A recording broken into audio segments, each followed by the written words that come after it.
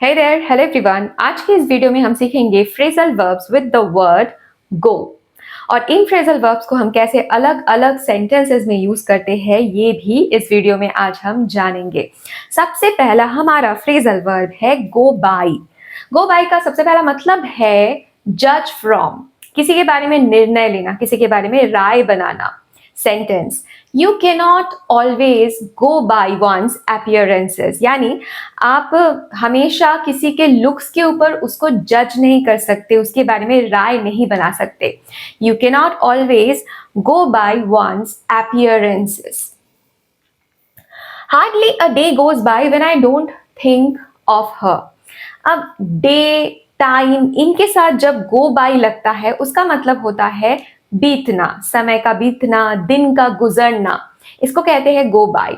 Hardly a day goes by when I don't think of her, मुश्किल से ही कोई ऐसा दिन जाता है जिस दिन मैं उसके बारे में नहीं सोचती हूँ। कई बार हम ये भी बोलते हैं कि वक्त के साथ साथ चीजें और भी आसान हो जाएगी। Things will get easier as time goes by, यानी things will get easier as time passes, जैसे जैसे वक्त गुजरेगा चीजें इजी हो जाएंगी। We are sorry but we have to go by the rules. Go by the rules मतलब follow the rules। कई बार हम बोलते हैं ना, you must go by the rules, तुम्हें रूल्स फॉलो करना चाहिए। नेक्स्ट फ्रेजल वर्ब है go into। गो इनटू का सबसे पहला मतलब होता है टू इन्वेस्टिगेट, टू एग्जामिन, किसी चीज का जांच करना। जैसे कि we need to go into the cost before making a decision. तो यहाँ we need to go into the cost मतलब हमें कॉस्ट को पहले देख लेना चाहिए, कितना खर्चा होगा उसको पहले जांच कर लेना चाहिए किसी डिसीजन को लेने से पहले। I don't want to go in to it, let him explain. कई बार हम बोलते हैं ना कि I don't want to go in to it, let him explain, मतलब मैं इस विषय में चर्चा नहीं करना चाहती हूँ, इसको मैं डिटेल में डिस्कस नहीं करना चाहती हूँ, उसे बोलने दो। तो गो इनटू का ये भी मतलब होता है to discuss something in detail, किसी चीज के बारे में विस्तार में चर्चा करना। I don't have the time to go into the details, यहाँ पे भी यही मतलब है कि डिटेल्स में सब कुछ, सारी इंफॉर्मेशन को बताना, डिस्क्राइब करना का टाइम मेरे पास नहीं है। तो I don't have the time to go into the details. He is planning to go into business. तो हम ऐसा हिंदी में अक्सर बोलते हैं कि वो बिजनेस में जाने की सोच रहा है, वो टीचिंग में जाने की सोच रही है, ठीक है, तो या फिर वो चला गया है बिजनेस में। तो इसको भी इंग्लिश में ऐसे ही कहा जाता है कि he is planning to go into business, means he is planning to enter business, business में वो जाने की सोच रहा है। She always wanted to go into teaching, वो हमेशा से टीचिंग के प्रोफेशन में जाना चाहती थी। The company has gone into bankruptcy, company जो है वो बैंकरप्ट हो चुका है, इसका मतलब। नेक्स्ट हमारा फ्रेजल वर्ब है गो डाउन या फिर वेंट डाउन। इसके कई सारे मतलब होते हैं। सबसे पहला तो इसका मतलब वही है जो हमें इसे देख करके समझ में आ रहा है, गो डाउन यानी नीचे जाना। तो he went down on his knees, यानी वो अपने घुटनों पर बैठ गया, घुटने टेक दिए उसने, तो इसी को कहते हैं went down on knees. The plane went down 10 minutes after take off, plane take off के ठीक 10 मिनट बाद नीचे चला गया। तो एक और मतलब होता है वेंट डाउन का, वो है डूबना। Many people died when the Titanic went down, मतलब जब टाइटैनिक डूबा तो बहुत लोगों की जान चली गई। यहाँ वेंट डाउन का मतलब है to sink. The price of oil is going down. अच्छा, प्राइस, टेम्परेचर, ऐसी चीजों के साथ जब गो डाउन या वेंट डाउन हम बोलते हैं तो उसका मतलब होता है घटना या गिरना। जैसे हम बोलते हैं ना सोने के भाव गिर गए हैं, तो जब कम हो रहा है किसी चीज का लेवल तो उसे हम कहते हैं गोइंग डाउन। जैसे the price of oil is going down, तो ऑयल की जो प्राइस है वो कम हो रही है। The temperature has gone down, तो अभी क्या है, टेम्परेचर कम हो गई है, यानी ठंड ज्यादा है, गर्मी कम है, टेम्परेचर हैज गॉन डाउन।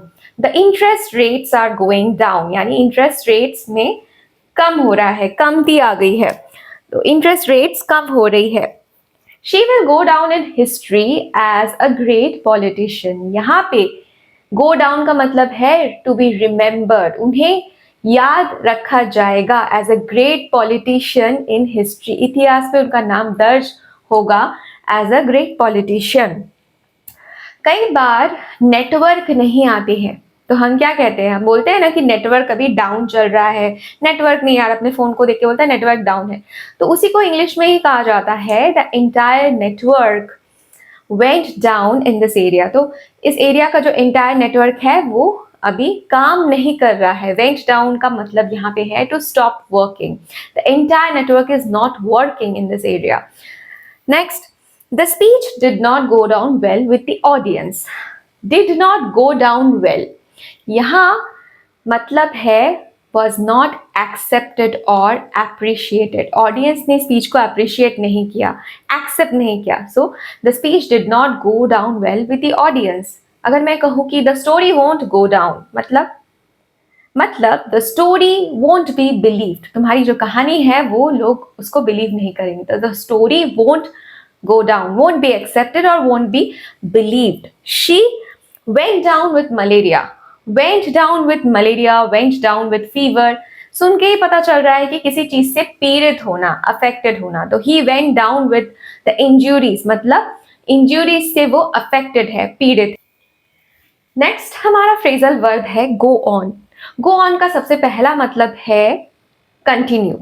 कई बार हम बोलते हैं ना go on, don't stop, यानी रुको मत, चलते रहो, जो तुम बोल रहे हो या कर रहे हो उसे करते रहो। Please go on with your speech, मतलब please continue with your speech. She went on talking, मतलब शी कंटिन्यू टॉकिंग, बिना रुके वो बोलती ही रही।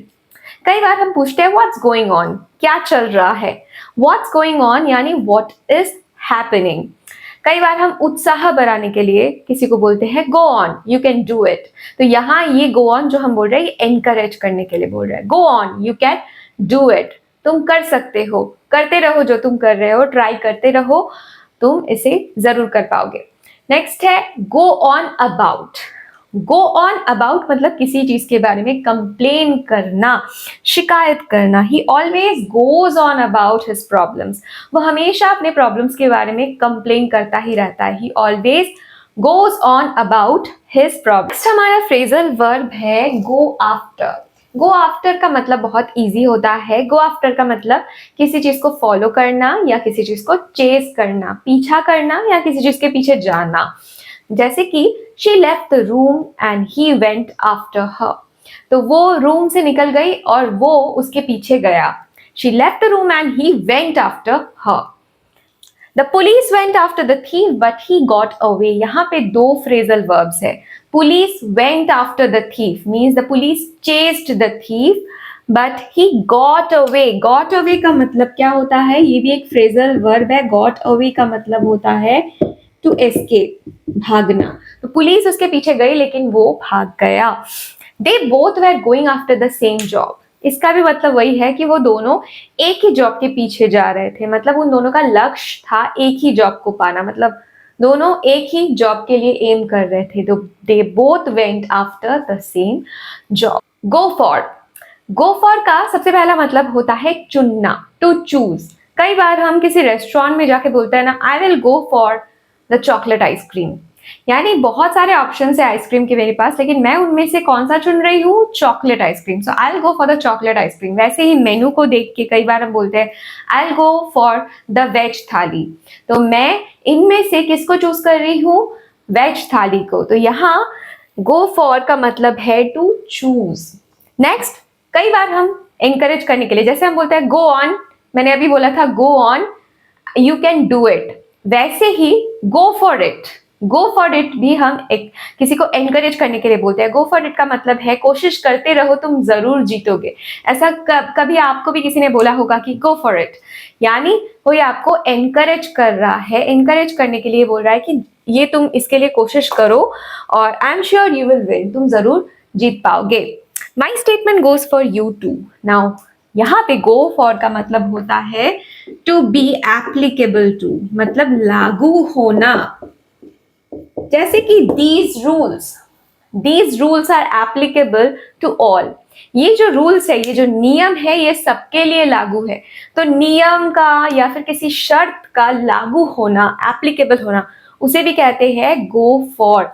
सो my statement goes for you too, मैंने जो स्टेटमेंट दी है वो तुम्हारे लिए भी लागू होती है, एप्लीकेबल होती है। नेक्स्ट हमारा फ्रेजल वर्ब है गो ओवर। गो ओवर का मतलब है टू री एग्जामिन समथिंग, किसी चीज को दोबारा से एग्जामिन करना, रिवाइज करना या फिर दोहराना, उसे कहते हैं गो ओवर। जैसे कि कई बार टीचर्स हमें ये बोलते हैं कि remember to go over your answers before submit, before you submit. तो remember to go over your answers मतलब क्या? रिमेंबर टू रिवाइज, दोबारा से अपने आंसर्स को देख लो, एग्जामिन कर लो कि तुमने ठीक लिखा है कि नहीं। तो remember to go over your answers before you submit. I have gone over the problem several times but can't think of a solution. यहाँ इसका मतलब क्या है कि मैंने प्रॉब्लम को बहुत बार अच्छे से देखा, एग्जामिन किया है, लेकिन मुझे कोई सोल्यूशन नहीं मिला। Gone over the problem. Could you go over the main points of your argument.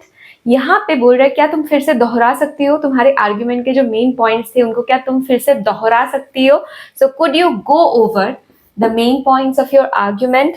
Next, go through. Go through का मतलब है टू एंड्योर और एक्सपीरियंस समथिंग, किसी मुश्किल स्थिति से गुजरना। जैसे कि she is going through a tough time, वो एक मुश्किल घड़ी से गुजर रही है। He is going through a lot of stress at work. ठीक है, तो यहाँ गो थ्रू का मतलब है टू, मतलब going through a tough time, किसी मुश्किल स्थिति से कोई गुजर रहा है। नेक्स्ट, गो थ्रू का मतलब होता है एक बार फिर से देखना, रिवाइज करना या प्रैक्टिस करना। जैसे कि let's go through the presentation one more time, चलो फिर से एक बार प्रेजेंटेशन को देखते हैं, प्रैक्टिस कर लेते हैं। He went through a whole packet of chips, यानी यहाँ वेंट थ्रू या गो थ्रू का मतलब है टू यूज अप कंप्लीटली, उसने एक पैकेट चिप्स पूरा खा लिया, खत्म कर दिया, तो इसको भी कहेंगे गो थ्रू। कई बार हम बोलते हैं she went through a whole bottle of milk, यानी उसने मिल्क का जो बोतल है पूरा खत्म कर दिया, यूज कर लिया। नेक्स्ट हमारा फ्रेजल वर्ब है गो विथ। गो विथ का मतलब होता है to match with, to complement something, किसी चीज के साथ जब कोई चीज अच्छा लगता है, मैच कर जाता है। जैसे कि this top goes with the jeans, ये जो टॉप है ये जीन्स के साथ अच्छा लग रहा है, मैच कर रहा है। So this top goes with the jeans, यानी this top matches. This top goes with the jeans मतलब this top matches with the jeans. कई बार हम अपने दोस्त से पूछते हैं does this dress go with the shoes, क्या ये ड्रेस इस जूते के साथ जाएगा, मैच करेगा। तो does this dress go with the shoes, यानी does this dress match with the shoes। ठीक है, next, the wine goes well with seafood, यहाँ पे भी वही हो रहा है। तो वाइन सी फूड को कॉम्प्लीमेंट करता है, तो सी फूड के साथ वाइन अच्छा लगता है। goes with, goes well with का मतलब यहाँ होता है अच्छा लगना। I think we can go with the plan, कई बार हम बोलते हैं ना let's go with the plan। ठीक है, तो यहाँ इसका मतलब है कि let's agree and proceed with the plan, plan से सहमति दिखाना कि हम प्लान से सहमत है और फिर उस प्लान के अकॉर्डिंग चलना। So I think we can go with the plan, we can proceed, agree and proceed with the plan. Disease often goes with poverty, यहाँ है इसका मतलब है इज ऑफन फाउंड विथ, पाया जाता है।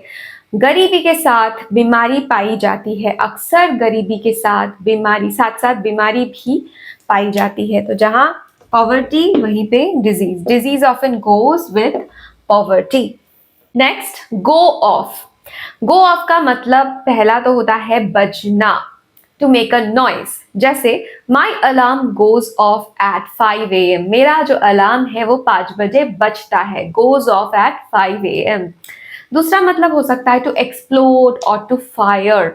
जैसे a gun went off there, a gun went off means a gun fired over there, वहां पे एक गोली चली है। नेक्स्ट है the food has gone off. Food has gone off यानी खाना जो है वो सड़ गया है, वो खराब हो गया है, the food has spoiled. Similarly अगर मैं कहूँ the milk has gone off, यानी जो दूध है वो खराब हो चुका है। He went off to the market, अच्छा कई बार हम बोलते हैं he went off to the market, she went off to the store, मतलब सिंपल है वो गए हैं, टू लीव अ प्लेस, कहीं पे जाना। तो he went off to the market मतलब वो मार्केट गए हैं, she went off to the store मतलब वो स्टोर गई है। The light goes off at night, रात को लाइट जो है वो काम नहीं करती है, बंद हो जाती है। तो गो ऑफ का मतलब ये भी है तो टू स्टॉप वर्किंग, बंद हो जाना, तो the light goes off at night. He went off and started yelling, मतलब वो अचानक से गुस्सा हो गया। यहाँ पे went off का मतलब है to become angry, कोई गुस्सा हो जाता है तभी भी हम उसे बोल सकते हैं कि he went off and he started yelling, और वो क्या करने लगा, चिल्लाने लगा। ठीक है, आई होप कि आज का ये जो फ्रेजल वर्ब्स थे विद द वर्ड गो, ये आपको अच्छे से समझ में आ चुका है। फिर भी अगर आपके मन में कोई क्वेश्चंस है, क्वेरीज है, आप मुझे पूछ सकते हैं कमेंट्स में। और अगर वीडियो अच्छा लगा हो तो अपने दोस्तों के साथ शेयर करो, लाइक करो वीडियो को, और सब्सक्राइब करना मत भूलो इस चैनल को। Thank you for watching and have a good day.